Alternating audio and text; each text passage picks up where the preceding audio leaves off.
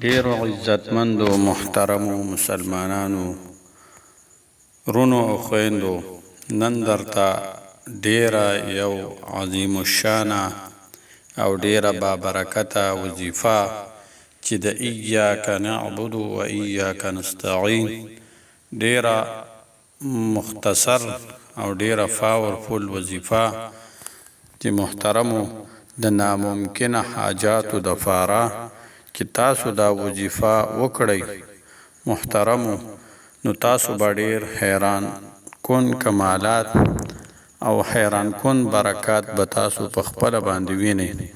محترمو، دا وظیفه ډیره برکت واله ده. الله جل شانه پې د ډیرو خلکو مشکلات حل کړي دي. محترمو، چې مونږ او تاسو هم دا وظیفه خالص مخلص په پورا یقین او توجه سره دا وظیفه وکړو، خپل مشکلات او خپل پریشانی پې دا ختم کو، حاجات پې پورا کړو. السلام علیکم ورحمۃ اللہ وبرکاتہ. بسم الله الرحمن الرحیم. ټول تعریفونه د رب ذوالجلال لپاره چې خالق او مالک او پروردگار د کل عالم دی، او درود پاک په خاتم الانبیاء حضرت محمد صلی الله علیه وسلم باندې. امید د رب ذوالجلال نه ساتم چې تاسو به روغ جوړ یئ، په صحت به برابر یئ. الله جل شانه د دنیا او آخرت ټول خوشحالی محترمو نصیب کړه. محترمو، دا نننۍ وظیفه کومه چې د ایاک نعبد و ایاک نستعین یو ډیره خاص او ډیره زر اثر کوونکې وظیفه ده. محترمو، دا وظیفه چې کوم انسان وکړي، محترمو الله جل شانه یې حاجات پوره کوي، او څومره ناممکنه مشکلات دي، پریشانی دي، تکالیف دي، الله جل شانه د دې وظیفې په برکت سره هغه ختموي. محترمو، ډیره اسانه وظیفه ده، ډیره برکتی وظیفه ده، او ډیره اسان عمل او مجرب عمل وظیفه ده. محترمو، د دې وظیفې په کولو باندې با دومره وخت هم نه لګي. چې کله محترمو دا وظیفه تاسو شروع کړئ، تاسو ته په خپله د دې د اثر کوونکي، یعنی چې دا کله اثر شروع کوي تاسو ته به پته ولګي، برکات او ثمرات به تاسو ته په خپله حاصل شي. ډیر حیران کن کمالات دي د دې وظیفې او برکات یې هم دي. نو محترمو، د وظایفو دپاره تاسو ته ما مخکې ویلي دي چې د یو څو خبرو خیال ساتل دا لازمي دي.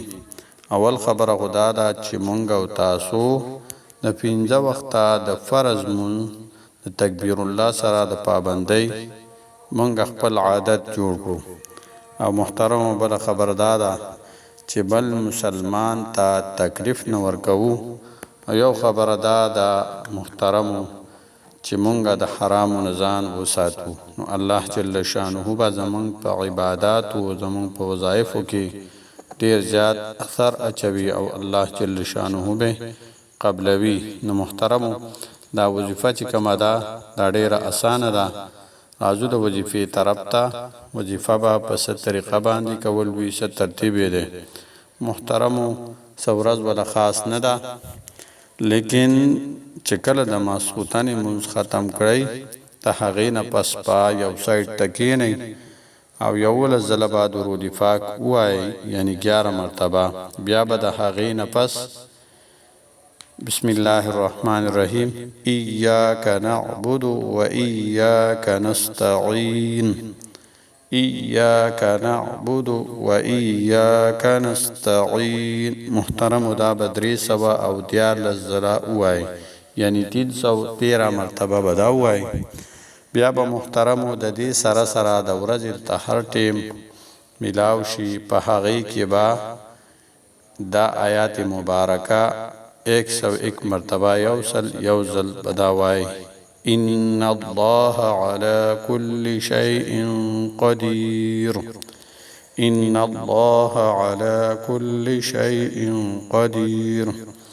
محترم دی سره با یو ځل یعنی 101 مرتبه یو آیات مبارکه بل دی نصر من الله وفتح قریب نصر من الله وفتح قریب دا به مصلا یو ځل او سل پیری یعنی یو د پاسه سل پیری 101 مرتبه وای محترم د دینه پس پډیر په توجه په اطمینان او په زنازاري او مینت سره به د الله جل شانه نه د خپل حاجات او د فارا مشکلات او د پریشانو د تکالیف ختمول د فارا دعاګانې وغواړي محترم دا وظیفه به صرف او صرف یو سلوي خرج کول وي محترم تاسو ته به د دې برکات په خپل باندې معلوم شي دا وظیفه محترم په خپل هم وکړي ثواب فنیتی نور میندو مسلمانانو سره هم شیر کړئ.